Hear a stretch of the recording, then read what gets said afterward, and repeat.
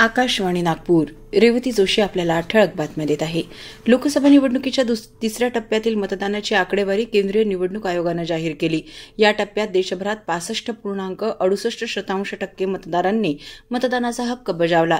त्यात 66.89% पुरुष तर 64.41% महिला मतदार होत्या.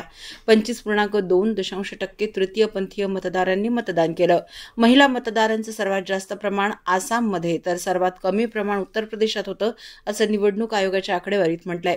निवडणुकीच्या प्रत्येक टप्प्यानंतर सरासरी मतदानाची आकडेवारी जाहीर करण्यासाठी निवडणूक आयोगानं अवलंबिलेल्या पद्धतीवर काँग्रेसचे अध्यक्ष मल्लिकार्जुन खडगे यांनी आक्षेप घेतलाय.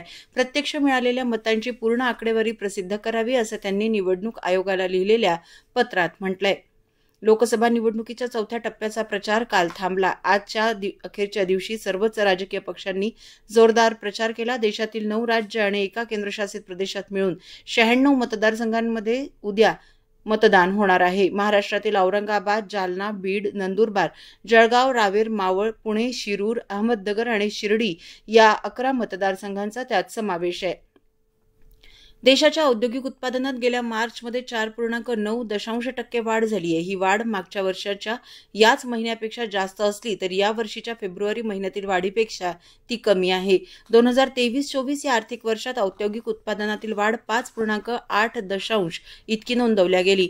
आकडेवारीनुसार खाण उद्योगात पूर्ण आर्थिक वर्षात 7.5% घट झाली आहे, तर वीज निर्मितीत पूर्ण आर्थिक वर्षात 7.1% वाढ झाली आहे. परकीय गुंतवणूकदारांनी मे महिन्यात 17,000 कोटींची गुंतवणूक भारतीय बाजारातून काढून घेतली. परकीय गुंतवणूकदारांनी भारतीय शेअर बाजारात 1,08,000 कोटींचे समभाग खरेदी केले होते. नंतर 10 मे पर्यंत 1,26,000 कोटींच्या समभागाची विक्री करण्यात आली, असं नॅशनल सिक्युरिटी डिपॉझिटरी लिमिटेडच्या आकडेवारीत सांगण्यात आलंय. परकीय गुंतवणूक मोठ्या प्रमाणात काढून घेतली गेल्यामुळे शेअर बाजारात घसरण झाली आहे. श्री परशुराम भगवान यांच्या जन्मोत्सवानिमित्त अखिल भारतीय ब्राह्मण महासंघ नागपूरच्या वतीनं आज सकाळी भव्य शोभायात्रा काढण्यात आली.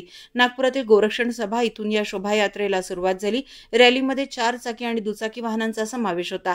यावर्षीचं मुख्य आकर्षण म्हणजे जवळपास 50 सायकल स्वार रॅलीच्या अग्रभागी होते. रॅलीचं समापन राजराजेश्वरी मंदिर, अत्रे लेआउट इथे झालं. याबरोबरच हे ठळक बातमीपत्र संपलं.